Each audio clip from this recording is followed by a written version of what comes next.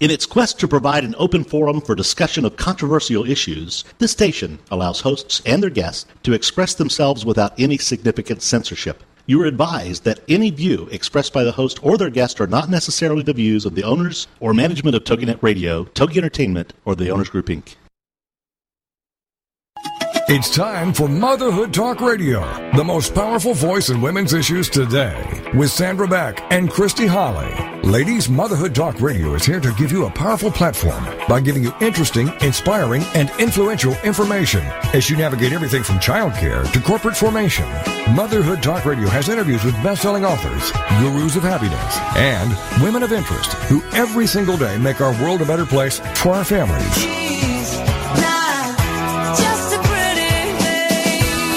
Motherhood Talk Radio, powered by Motherhood Incorporated, is on the air now. Moms, this really is your show. Motherhood Talk Radio. And now, here are your hosts, Sandra Beck and Christy Holly. Hey, mamas, this is Sandra Beck, and I'm here today with Christy Holly and Rick Swanson, and I'm going to dub this the Breakup Show. Oh, all right. Because we've all had breakups in the past, and some of them have been good, some of them have been more difficult than others, so I'm going to throw it over to you, Christy. Tell us about your worst breakup. Well, my worst breakup was I was engaged, I think when I was 22 or 23. And I kind of said yes under pressure, and I felt like I wasn't going to marry this person, even though I said I was. It was a mercy marriage? Yes. And I was not happy, but I felt so guilty because I said, oh, I love you. And I did, but I wasn't in love. I wasn't in love. And I went on and on and on because I felt so guilty for wanting to break up with this person, because every time I tried to, he would cry, and he was this big, giant, 6'5", big baby, big man, big, giant baby. Yeah, and I felt so guilty, but. Did you stay with him after he cried, or did yes, because it worked? So the crying did work. The crying works. The crying works. I have to say, and it took a long time. I finally, just had to go through with it and break up with him. I was really mean to him, really mean. Oh. Even my mom was like, Christina. She's like, I can't believe you're acting like that. And I was just... mean old Christy. I was, because I wanted him to be mad at me, so it would make things easier. Oh. But I know. I was saint. It was horrible. I was horrible.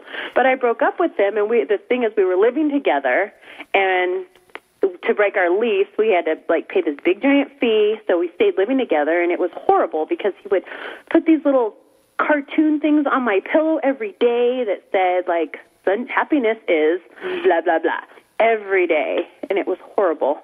But I did the breaking up, and I was the bad one. Oh, I'm just teasing you. You're like the greatest girl I know. I was awful. Well, but you have to do what you have to do to get out of a relationship, and that happens to the best of us. And we have an expert at dodging relationships, Mr. Rick. Oh, are you on the line? Thank you. You are the expert dodger. I have watched you dodge more women in the last calendar year than probably, Arnold didn't dodge many of them, but... Right. And have you noticed, too, that they're any age range, any level of singleness, or they have kids, or they're pregnant? It doesn't seem to matter. That's amazing. I mean, Rick, I'm going to ask Carrie, our producer, to call you back. We don't seem to have a good line for you to listen today, so we're going to bring you back in a minute once we can get you a solid line. But I will tell you, as watching the cheap seats, watching Mr. Swanson dodge, old, young, fat, thin, tall, short, pregnant, not pregnant, that was the one that blew my mind. Watching this woman who was 9 months pregnant run after him. Gross. Yeah, I was like, oh, yes, I would love to be your baby's daddy. Right? Well, I was, and I would think about this, like, I'd be putting my kids to bed thinking, when I was in my 9th month, the last thing I thought about was dating. I mean, granted, I was married. So well, technicality there. But, the idea that I would have, like, my focus was 100% on my kid, like my impending birth, being scared to death, going, the last thing I would do, and Rick, I think you are a lovely human being, would be to go out and try to date someone at that point. That was just brutal. Like, well, the hormones are, all, like, crazy mixed up, so she might have been a little horny or something. You can't talk about. No, Rick is not allowed to talk until he gets his line back. So, Sabrina, we need you to call him because he's in here making peanut gallery things that everyone wants to hear. But it is a very difficult thing, I think, to break up with people. I agree. Was that for me? It wasn't easy. It really wasn't easy for me to do that. Yeah, I'm sure, because you love this person, or you love this person, or you had feelings for them. And I know when I ended my marriage, I mean, you would think it would be an easy thing for me, because it's like, gee, you're already well involved in another relationship. So it wasn't like saying goodbye to the relationship, but it was more, saying goodbye to my own identity as like, I'm a married mom with 2 kids, and I'm married, so that was a hard one to say goodbye to. But I wasn't at all sad to say goodbye to the husband. That was the easy part. But changing that identity was a challenge for me, and to try to wrap my mind around that took me a while. Do we have Rick back? Doesn't sound like it. Doesn't sound like it. Okay. Well, we will continue on. We have a great guest today, Christy. We have Kerika Fields, who is the author of this great, great book. And I have to tell you this little story about it, Christy, because I was in Barnes & Noble's, and I remember this very vividly because I went into the self-help group section because I had gone to, like, these divorce meetings, like everybody's like, go to the church. They have this great divorce support group. It was terrible. There were just women bitching about everything, didn't like it. Then I went on this soul-searching hike in the Grand Canyon, and this bus full of divorced women pulled up, and they were all, like, walking together as women, arm in arm, and, just man-hating. And I sat on the rim of the Grand Canyon going, if I didn't have children, I would just jump right over. But more importantly I was like, this is not who I want to be. This is not the person I'm going to be. And I didn't know where to turn, so I went to where I normally turn, which is to books. And I went to Barnes & Noble's, and I sat on the floor before they prohibited you from sitting on the floor. Oh, you're not allowed to sit on the floor? No, I think people trip over you and somebody broke a leg. I don't know. It was some lawsuit. But before that, I was sitting on the floor, and I went through this whole wall of books. And I remember Kerika's book because it was white. And I was like, I need cleansing properties of white. So I started out with pulling only white books out of the shelves. And then I went to books, with some color in it. And, this is how, how we get things done. But I had this big stack of books on the floor next to me, and I started flipping through the covers, and I'm like, doesn't apply. Ugh, too bitter. And then I saw this book that said, he's gone, you're back.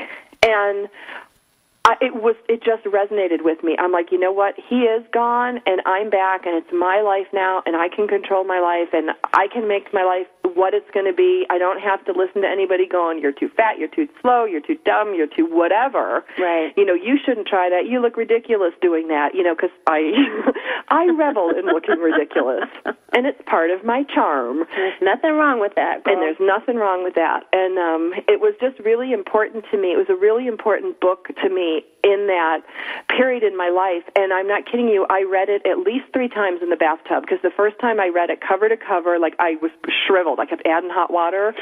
I didn't stop because I was like, she gets it. She knows what it's like to be lost in a relationship and then come out and have to redefine yourself.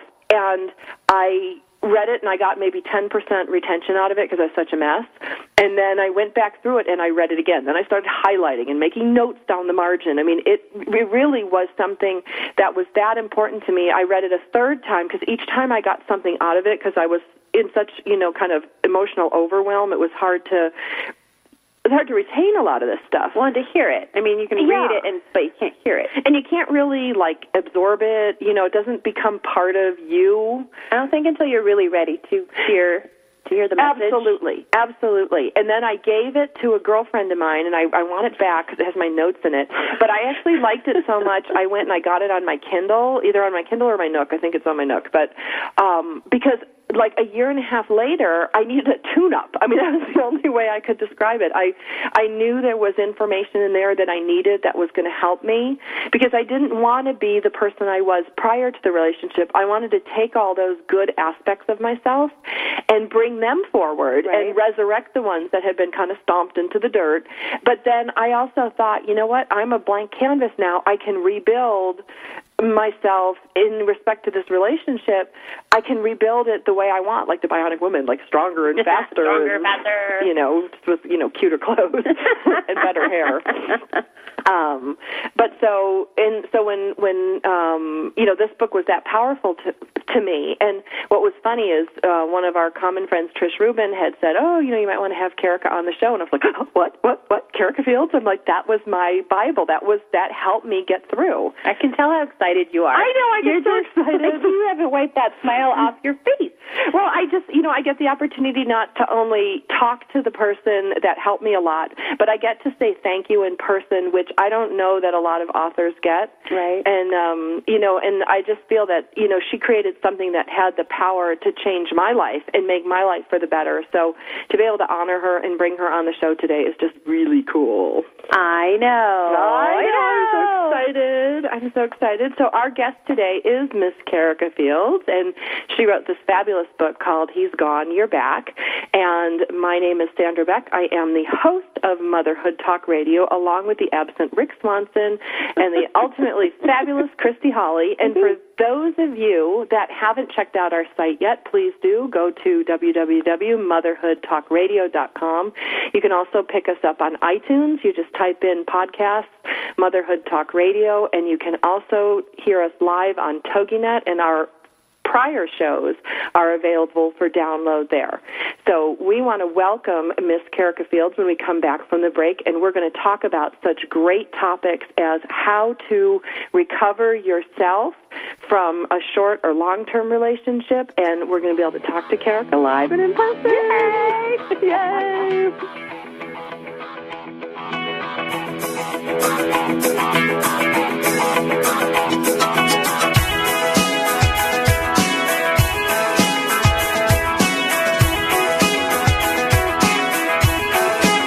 Mom, here's your show, Motherhood Talk Radio, giving you interesting, inspiring, and influential information as you navigate everything from childcare to corporate formation.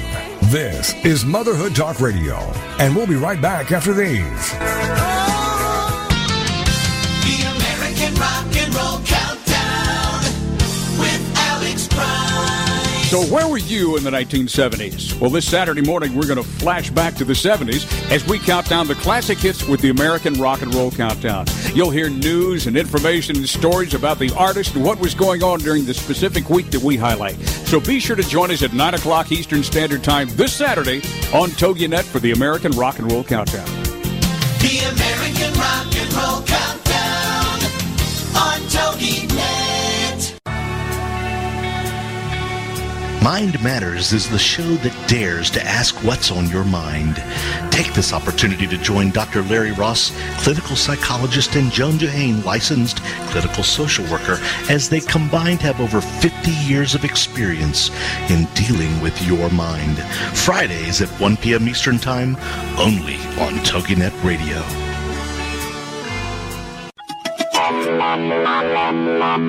Welcome back to Motherhood Talk Radio, the most powerful voice in women's issues. For more information, check out the website, motherhoodtalkradio.com. Now, let's get back to the show with your hosts, Sandra Beck and Christy Holly.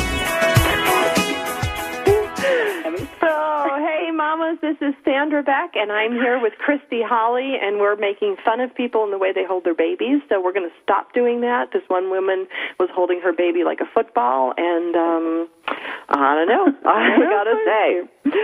So we have the distinct pleasure of having Kerika Fields on the air with us today. She is the author of He's Gone, You're Back, which is a fabulous book. Anybody who is thinking about leaving a relationship, or has left a relationship and wondering where they fit in the world, this is a really great book to pick up and read. It's easy to read. It's fun to read. It's funny. It'll make you cry at points. It has a music list, so how can you not like that? There's just so many things to like about this book. Welcome, Kerika. Hello, can you hear me? I can hear you loud and clear. Hi, everybody. Thank you so much for inviting me on today. So Christy and I were thinking, okay, I'm starting to sound like a stalker, but I think I might come to your house for Christmas. It's okay. I always cook. Always have food. As long as you have enough for us to come by, that would be awesome. Well, I have to talk about it. I'm in Brooklyn. You're in Brooklyn? All right, we will hop on that plane from L.A. and we will get out to Brooklyn. But I got to tell you, the title that you created, which is He's Gone, You're Back, The Right Way to Get Over Mr. Wrong. How did you come up with that? That is so fantastic. Oh, the funny thing is I actually was a freelance writer years ago when my daughter was much younger, and I used to do different articles, and I did an article for a magazine called, I think it was Belle magazine. It was a full-figured magazine for full-figured women, and I did the article because I was going through what I was going through, and that was about 12 years ago, believe it or not. But the seed for the book was in my head. I was like, that article was so funny, and so many people responded to it, even guys. And I was invited actually to be on a radio show called Night Talk with Bob Law, and I got a lot of feedback about the topic of breakups and recovering from breakups, and that was like the seed had been planted, you know. Well, and it's just, it's like I love how you put it, the right way to get over Mr. Wrong, because there's a lot of things that we do as women to get over Mr. Wrong. Some of them are good, some of them are not so good. How did you know what to advise us, in getting over Mr. Wrong? Like I said, I mean, in the book I say in the beginning of the book, I'm not a psychiatrist. I'm just a woman who went through some things, and hopefully some other women can learn from my mistakes, So the right way to get over Mr. Wrong, it was pretty much trial and error, because in the beginning, right after my relationship ended, I also had a child to deal with, so there was so much. I couldn't be so much decadent. You know what I mean? Well, it's true. It's like rich people have the only people that I feel have the luxury of laying around and being depressed. And like the rest of us. Yourself, or overindulging in things that are not necessarily good for you, or kind of hanging out too late. It feels good, and sometimes you do have to go there. I think have a little fun and kind of forget about things. But at the end of the day, I really had to find more productive ways to really heal from that relationship, because I had to be present and cognizant for my daughter, who was, a toddler at the time. So I found that, hot baths work. A cup of tea is better than a glass of wine for the most part. Well, and it's true, and that's, I had when I was reading your book the first time, I had a 3-month-old and a toddler, and I kept thinking, how could I do this? How am I going to do this? And then I would read your book and think, well, you did it, and you wrote about it, and you were really pretty open with some of the raw stuff in how you were feeling. Yeah, I thought that was best, and really what it was? I wish I had a book like that to read when I was going through what I went through. You understand what I mean? I do. Put the charts in there. That's why I put the music list and the books, because I think that sometimes when you're so obsessed with relationships and trying to understand love, and is it really true that when you put out, comes back to you? All that law of attraction is just overwhelming, but at the same time, there are books out there that speak to it. It's on your mind anyway, so you might as well go pick up, a book on, Buddhism if you've always been interested in it. I'm not a Buddhist, by the way, not anything. I'm just saying the book is the list.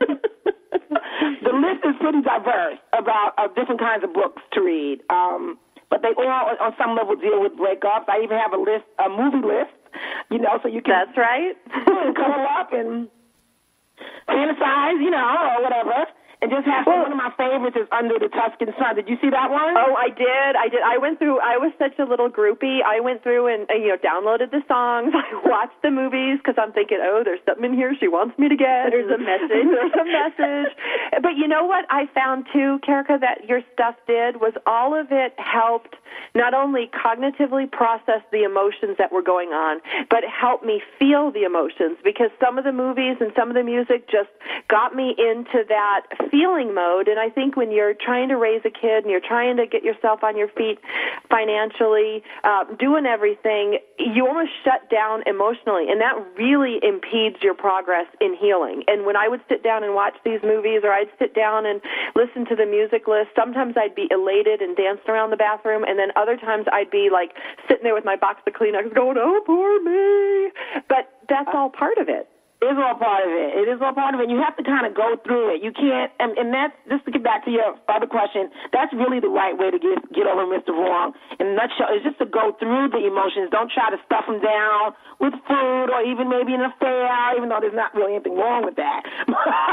But, it's not, you don't want to necessarily distract yourself from what you're going through. You are going through it. You just got a divorce or you just broke up with somebody, and yes, you have to redefine yourself now. You have to start over. So just go through it. Don't, suppress it. That's my best advice. That is such great advice, Kerika. And the other thing that you helped with this book was, everybody, like I would go to sit in these like kind of stupid therapy sessions and, go listen to these speakers, and everybody would say the same thing, like, take care of yourself, take care of yourself. So I would go home and like curl my eyelashes and, like straighten my hair and do these things. But I really didn't know what it meant to take care of myself, because I had been in this marriage that was requiring me to be caretaker for these kids. My ex-husband was kind of an inept, goofball, and so I had to do a lot of caretaking there. And I didn't even know what I needed, and a lot of your book helped me identify even just the dumb thing of like getting to the gym, drinking water, taking your vitamins, the stuff that your mom would tell you to take care of yourself. Well, if your mom's not present or not alive or not well and able to help you through this stuff, somebody's got to turn around and say, here's what you need to do to start to take care of yourself. And then once you do, you start to learn, other things that you need personally to take care of yourself. But somebody has to open that door and lead you down that dark hallway going, it's okay to take care of yourself. It's not being selfish. It's necessary. It's very necessary. Very necessary. And it's a part of the process. I'm just so excited that you love this book so much. I wanted to tell you that a lot of people didn't get it. Some guys even, I still get comments saying, oh, it's a male-bashing book, or it's a bitter you-know-what book. And I'm like, well, you obviously haven't read it, because it's so not anti-male. It's really what it is. It's good for men, too, because men always complain. They say, oh, I met this girl. She was great, but she kept complaining about her ex-boyfriend or whatever. This book is for guys, too, because I really want people to deal with their issues so that when they go into the next relationship and they meet the next guy, they've already dealt with it, so they're not projecting it onto the new guy, So it works for the guys, too. But, and any guy who's worth his salt will pick up this book and cruise through it, because they get a really good insight in what happens to women after a breakup. I'm not saying that they have to read it and take notes and, dance to the playlist. But if they want to know what happens behind the scenes to a woman after a bad breakup, and so that they can maybe not do some of the things that fuel the problems that we have after breakups as women, it wouldn't be the worst thing in the world for a guy to read. Because I think men don't get it is that we really do like closure. Like, you know what I'm saying? Just tell me it's over. Don't just stop calling me for a month. You know what I mean? You know what I mean? And I think a lot of people, they have a lot of questions like, well, what did I do? And why didn't the relationship work out? And, so I just think communication is key. And I think that men need to be more courageous and just, I think I think it's twofold. I think men need to be clear about breaking up, but I also think women have to allow them to break up, because what I see from the cheap seats from my brothers and my male friends is that it's twofold. It's like the one guy who does try to explain why he's breaking up with her gets a big argument from some women, not all women. Some women will go away gracefully, but it's got to go both ways. It's like the women have to, because we as women want to poke at everything and we want to understand every little nuance, and you just can't. And you're right about that. What's wrong with me? I mean, I still struggle with, the what's wrong with me on occasion. I think that's just natural part of being women. Yes, it's natural. Someone is calling me. I'm so sorry. I'm not going to answer it. So when you wrote this book, tell me what were people saying? I mean, I know you said some guys, said that it was a man-hater book, which is so not true. What were some of the other feedback that you got? I got a lot of, as you can imagine, a lot of great feedback. A lot of women, email me, and Facebook has been great because I'm a first-time author in the Facebook age, So I do get a lot of great feedback and people just saying I appreciated the book, and thank you for adding the checklist, and thank you for adding, these nuances, or I feel like I'm not alone because I felt like I was so weak, for what I went through. And I feel like my book really did affirm that we're not alone, and we kind of all go through the same thing. So I did get a lot of positive feedback. So it was great. It was great.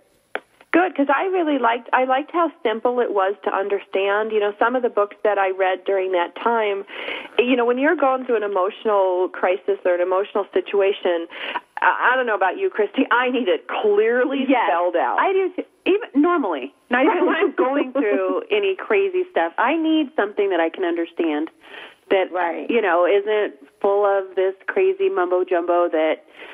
Right, that makes the author sound really smart and then just confuses the crap out of the rest of us. Stupid. Yes, exactly. You don't get it. No, I didn't want to do that at all. I really wanted to. That's why the very first chapter is, I think it's called The One, and it just talks about the main relationship that the book is based on, just so that you can know kind of who I am. I try to talk in my own voice so you kind of feel, my energy and my personality coming through. I'm not judging anybody, and I hope nobody judges me, but breaking up is hard, and it's, you get sad and you get lonely, and I don't think it should be something that should be taken lightly. But at the same time, you can use that time to make it, you can choose whether you can use it to, become a bitter woman or a better woman. Absolutely. I hate to cut you off, but we're going to go to commercial break. Our guest today is Kerika Fields. She's the author of He's Gone, You're Back. She's our lovely gal from Brooklyn. And when we come back from the break, we're going to be talking about some tools and techniques that Kerika shares in her book, He's Gone, You're Back, which is available at Amazon, Barnes & Noble. You can also check out her website, Kerika Fields, Kerika Fields, FIELDS.com. We'll be back with her after the break.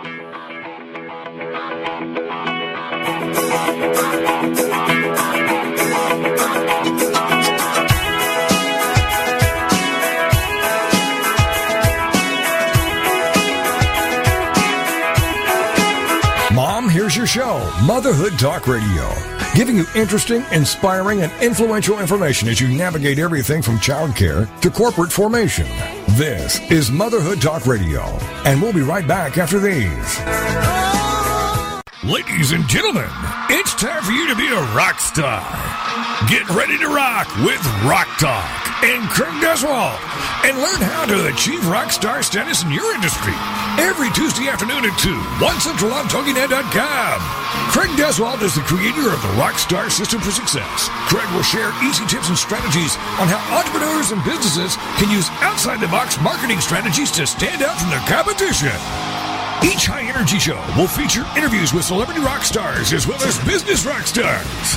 For more on Craig, the show, and the Rockstar Marketing Boot Camps, check out the website, CraigDeswalt, DUSWALT.com, so you can learn how to be perceived as an expert and celebrity in your field, so more people come to you to buy your services and products. Then, get ready to be a rock star with Rock Talk and Craig Deswalt, Tuesday afternoons at 2.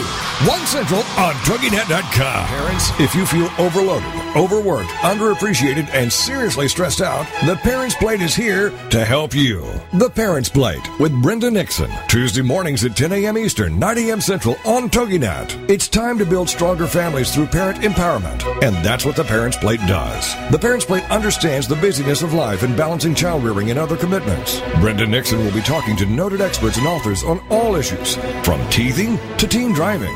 Brenda Nixon is a nationally recognized speaker to parents and child care professionals and author of the award-winning The Birth to 5 book. From Fox 4 in Kansas City to schools and synagogues to businesses to bookstores, conferences to churches, audiences rave that Brenda engages, educates, and encourages. For more information on Brenda and her books, check out her website, brendanixon.com. The Parents Plate is loaded with information and affirmation.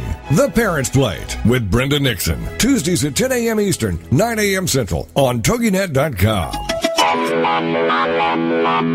Welcome back to Motherhood Talk Radio, the most powerful voice in women's issues. For more information, check out the website, motherhoodtalkradio.com. Now, let's get back to the show with your hosts, Sandra Beck and Christy Holly.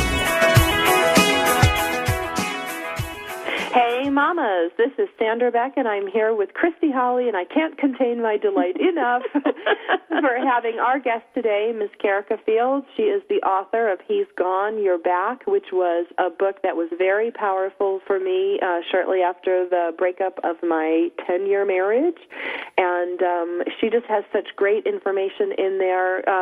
She has not paid me to say this. There's no endorsements going on.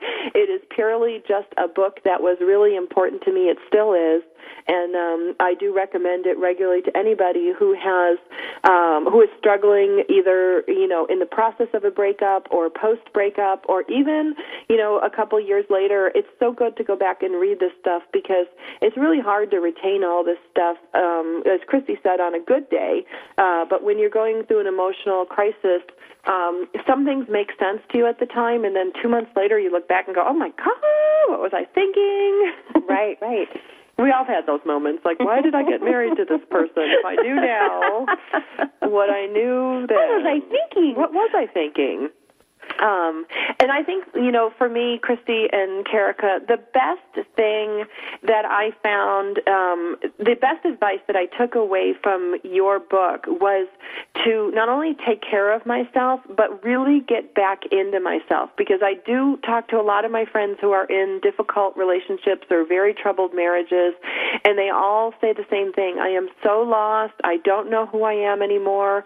And when you walk us through helping us redefine ourselves so we can become, as you put, better, not bitter, that's some really powerful advice. And not only do you tell us this, but you walk us through on how to do it, and that's really important. Thank you so much. Thank you. Well, you're making me blush. Oh, well, you should. I mean, you told us that it's okay to cry, to get that extra sleep, to give us some space between our next relationship. Because, when I got divorced, I went on my crazy dating spree, Kerika. I had like 50 dates. What did I have, 50 dates in 2 months? Wow. I did. I went out with everybody who asked me. I was like, sure, I'd love to go out.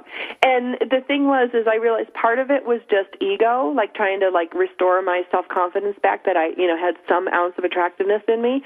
But the other part of it was that I didn't trust my own judgment. Since I had chosen so badly the first time, I was like, okay, now I'm going to do my survey. I'm going to, go out on 2 to 3 dates a week. And, and I did that. It was exhausting. I mean, you remember it, Christy. Yeah, I do. That's the way you said the magic word. That's exactly what I was going to say.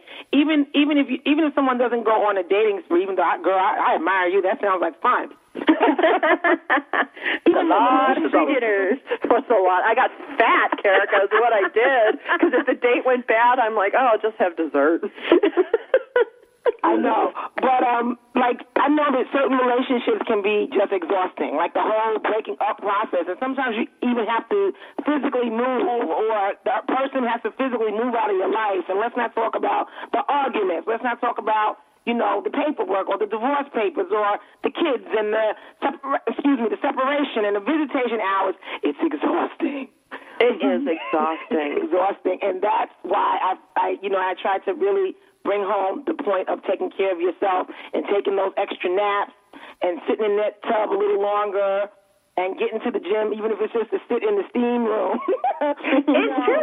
It's so true, Kerika, because, the one thing they didn't tell me about divorce, I mean, they told me a lot of things in all these different books, but it was like, man, I hated my husband when I was married to him. Boy, they had nothing on me after. And to hate somebody, for that period of time takes a lot of energy, too. Yes. It's very taxing. It's very taxing. But you kind of gave me permission, too. That's the other thing that I liked about your book. You gave me permission to be single. You gave me permission to say, you know what, I need to just spend some time in myself. I need to detox. I need to, get out of this relationship, get over these feelings, get over whatever it is that happened to me during that marriage and that breakup, because everybody's like, oh, my gosh, you've got 2 little kids. You run a company. How are you going to do it on your own? How are you going to do it? And their fears of how I'm going to do it compounded my own fears. Yeah. And I got to the point at some points in this process that I was frozen. I was like, you're right. How am I going to do it? Please don't tell me how I can't do it, because I can't do it, and I can't do it. Now you're saying I can't do it. Now I can't do it. Oh, my God, I can't do it. And, and it would drive me crazy. And then kind of going into my cave, going into that, my house, and just being with myself was really restorative. Right. Restorative? I don't know. Made me feel better. And so what do you think was the best thing for you, Kerika, the one thing that you did during your process of writing this book that you found gave you the most peace?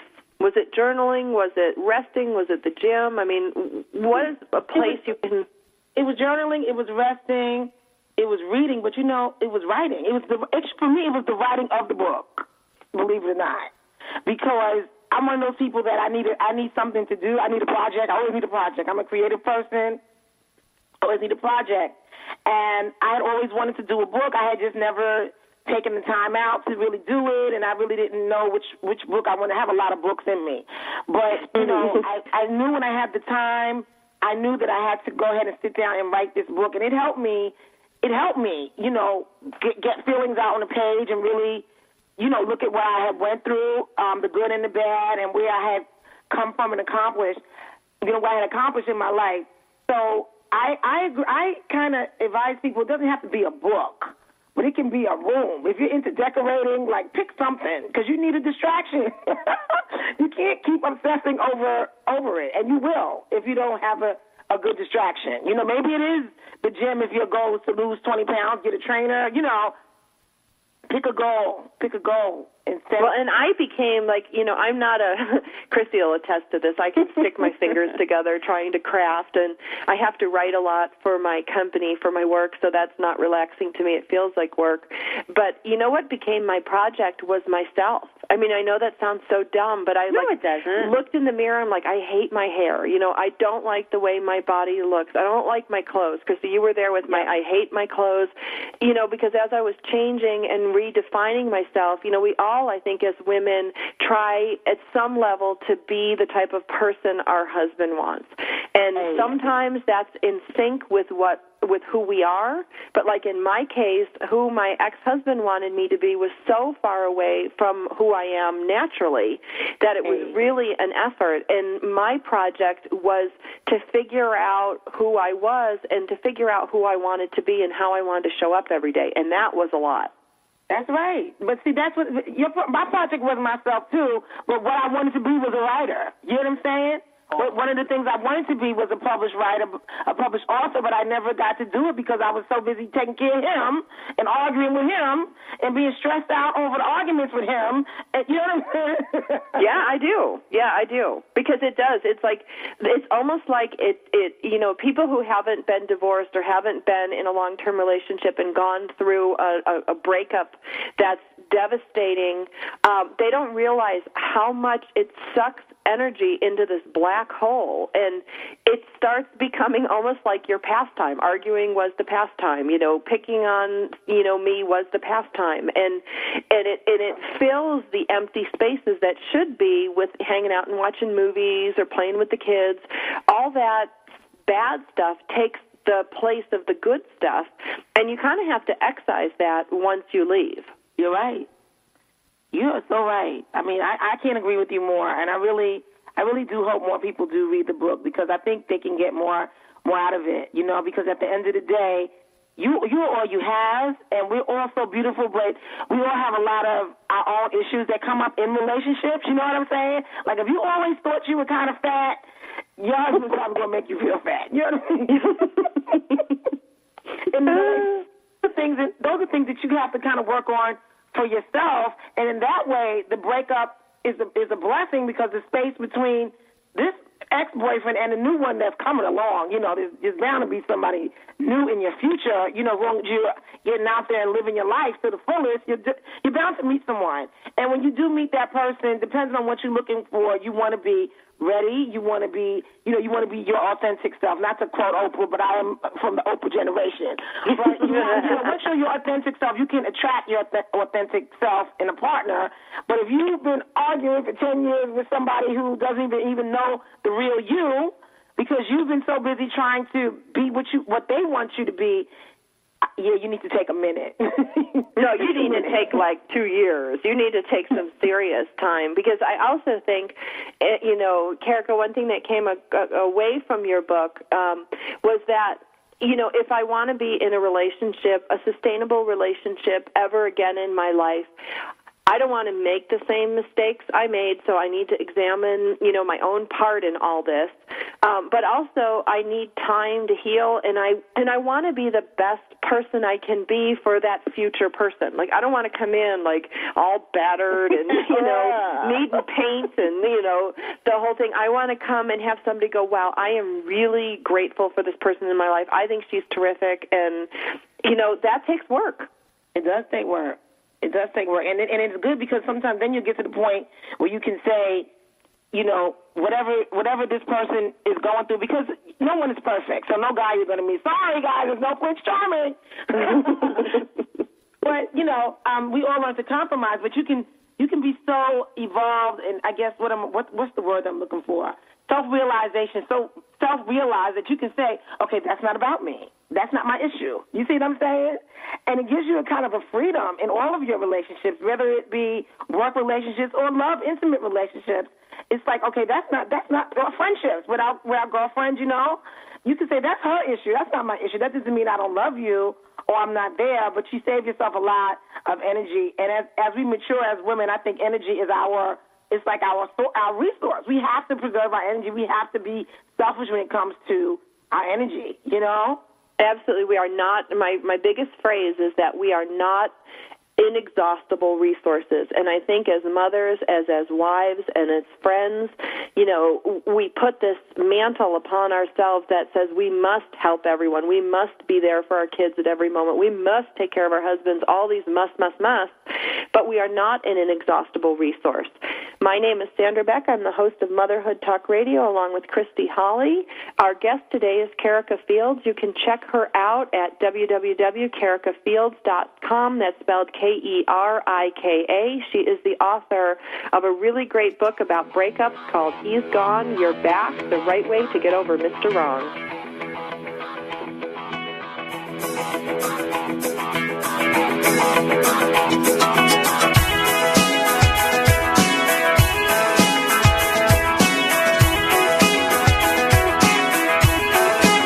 Mom, here's your show, Motherhood Talk Radio, giving you interesting, inspiring, and influential information as you navigate everything from childcare to corporate formation. This is Motherhood Talk Radio, and we'll be right back after these. Want to be challenged in a powerful way to leap beyond what you think is possible? Then join us Mondays for the Leah Jansen Show.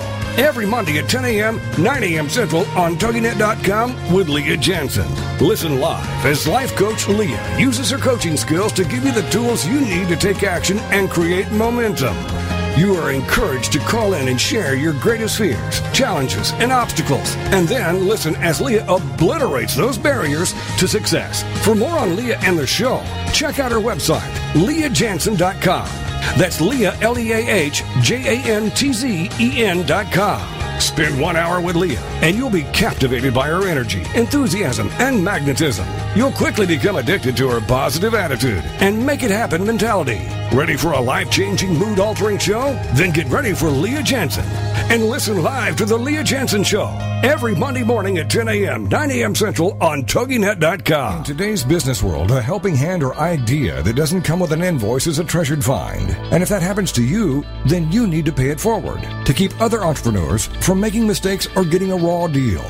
It's called Paying It Forward with Josephine Girassi, Wednesday mornings at 10, 9 a.m. Central. Josephine is going to have the guests describe their accomplishments, the lessons they've learned, both good and bad, and then sharing those pieces of knowledge as we create a movement of paying it forward. For more information about Josephine, her business, and background, you can go to mymomknowsbest.com. Josephine Girassi has always been a problem solver. She saw this need and has turned it into a movement. It's Paying It Forward with tips, tools, and advice and hard lessons learned. These pieces of knowledge can make a huge difference for you, your business, and others. So join us for Paying It Forward with Josephine Girassi, Wednesday mornings at 10 a.m., 9 a.m. Central on TogiNet.com. Welcome back to Motherhood Talk Radio, the most powerful voice in women's issues. For more information, check out the website, motherhoodtalkradio.com. Now, let's get back to the show with your hosts, Sandra Beck and Christy Holly.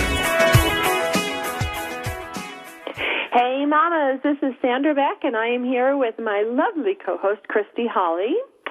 Yes. And we have the best guest today. Her name is Kerika Fields, and she wrote this great book called He's Gone, You're Back. And that's just such a really powerful statement because as women, we do change when we're in relationships. We do, don't you think so, Christy? I totally agree.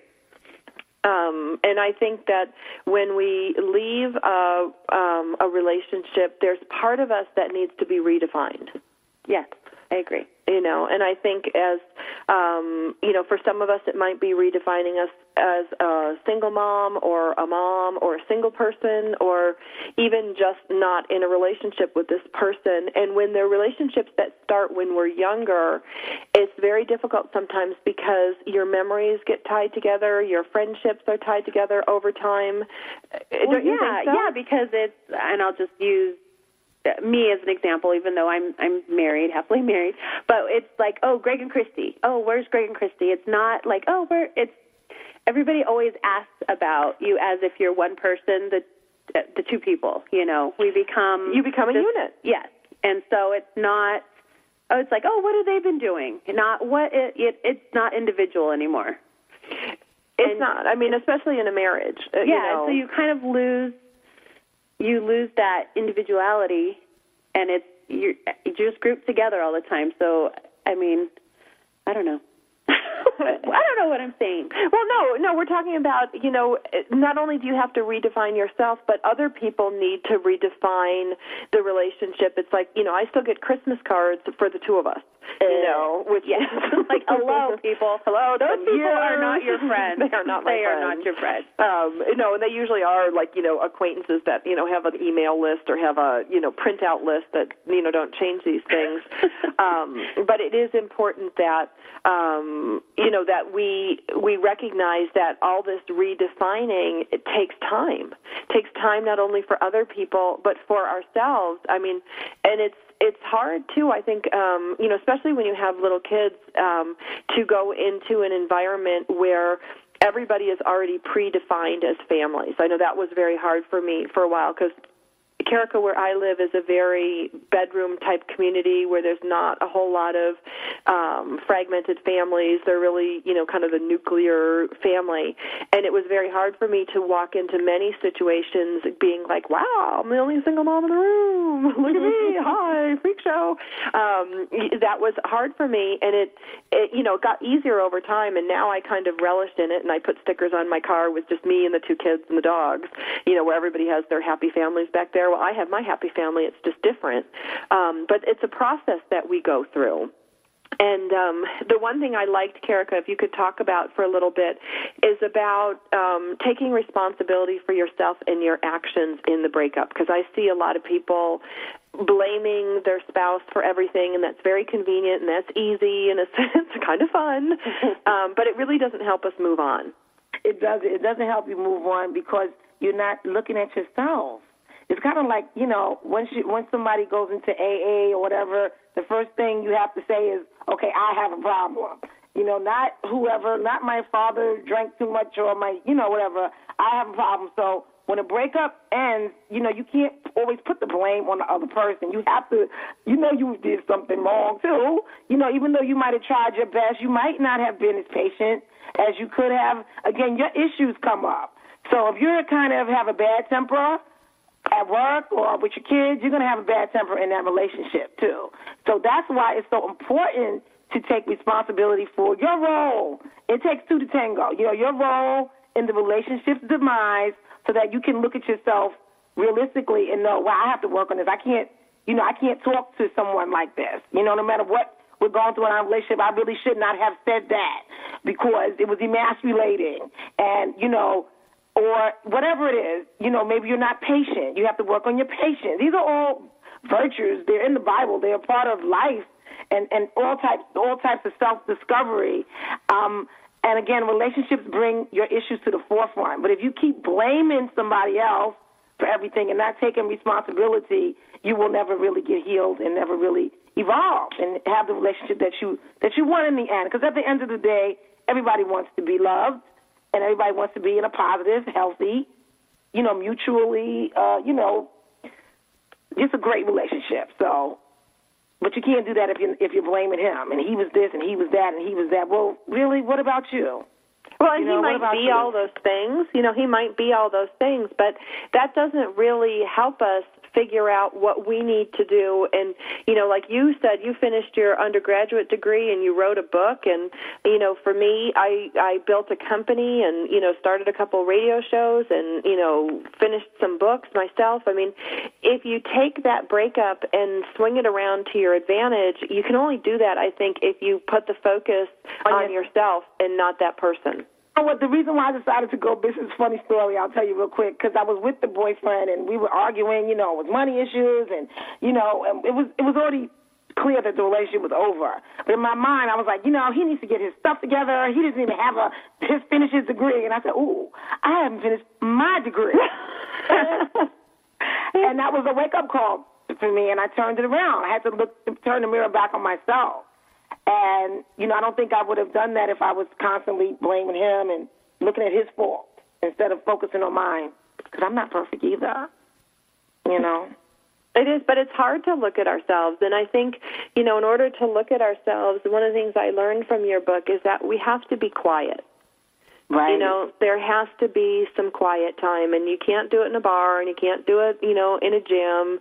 There's some times where you just have to be quiet and be with yourself. And, and the one thing, Kerika, I know we're running a little bit out of time. I could talk to you all day, but is faith. Like, where does faith come in to the place of this recovery process?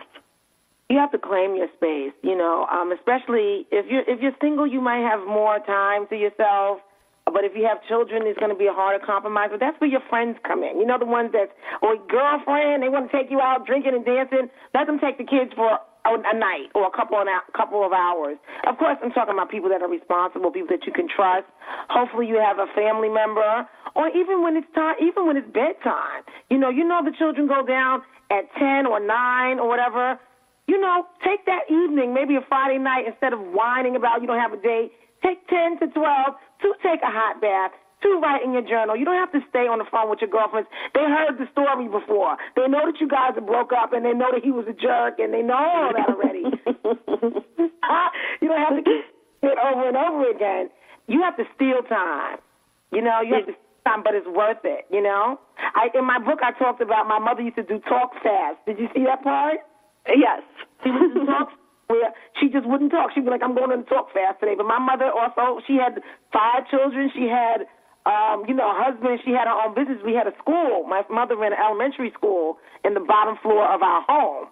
So, when it was time for a talk fast, she took a talk fast because she could not handle it. How many times can you say, no, don't eat that, don't eat? And my mother's a very beautiful, peaceful woman at her age now. She's in her 60s, and people don't believe how old she is because she looks great, because she has fought for her sanity. You know what I mean? Even though it looked crazy at the time, she fought for her own sanity, and I learned that from her. So that's so important, Kerika. And I want to also ask your thoughts on, like religious practice or faith, or how does that factor into the recovery process in recovering from a breakup? Well, I think that faith depends. No matter what your faith is, you have to have. I don't want to say you have to. See, everybody's different. I'm a Christian. I go to church. I don't go every Sunday like I should. Sorry, Brother Miller. But I do go. I was raised that way, but I do have, my own interpretations. We don't get into that. But I do have a certain amount of faith that, God is kind of guiding my life, and I'm on a path. And if I'm on this path and you're with me and you step off the path, then you're not supposed to be on this path because this is my life. You know what I'm saying? So that's where I think some type of faith comes in, whatever it is for you. I think this is a good time to get into it, whatever scripture, whether it's the Torah or the Quran, that speaks to you, that speaks to your spirit. And that's what's on my checklist, too. There are also other non-denominational things that you can read that don't necessarily deal with a certain kind of faith, because some people do have issues with religion. But I think just faith in the universe, per se, faith in life itself, in a higher power, because, at some point we do have to realize that we don't have a lot of control over everything all the time. And some things are not just meant to be, and knowing that and having faith that what is yours, whereas your man, your right job, your right situation is coming to you, and that you'll be ready for it. That's where faith comes in. If not, you get discouraged. You get discouraged. So you have to have faith, whatever that means for you. I agree. I think, I love how you put that. You have to have faith for whatever that means for you, because everybody's different and everybody processes things differently. But at the end of the day, we do go through some of the same things after a significant breakup, and being able to turn things over to a higher power and go, you know what, I've done what I can do. I've done my part. I need you to do the best, or I need you to handle the rest, and I'll do the best I can, and that's enough, can give you a lot of peace. I agree.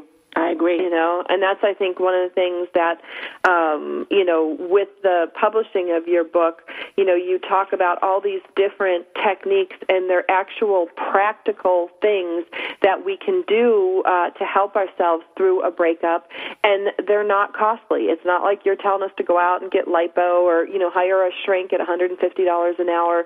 These are playlists. There are movies you can watch. There are things you can think about. There are books you can read that are inexpensive. It's really, a great service that you've provided for me and for everybody who has bought your book. So I want to thank you for being on the air with us today.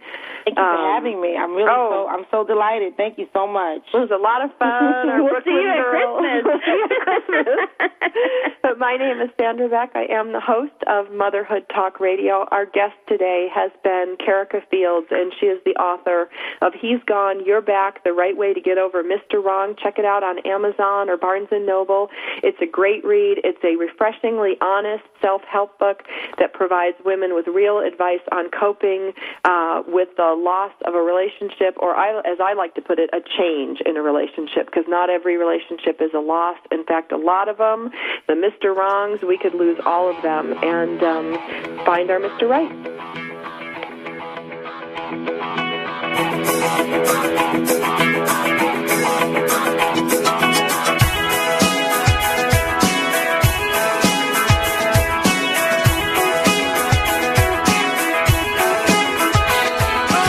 Thank you for being a part of Motherhood Talk Radio with Sandra Beck and Christy Holly on TogiNet.com. Join us every Tuesday as we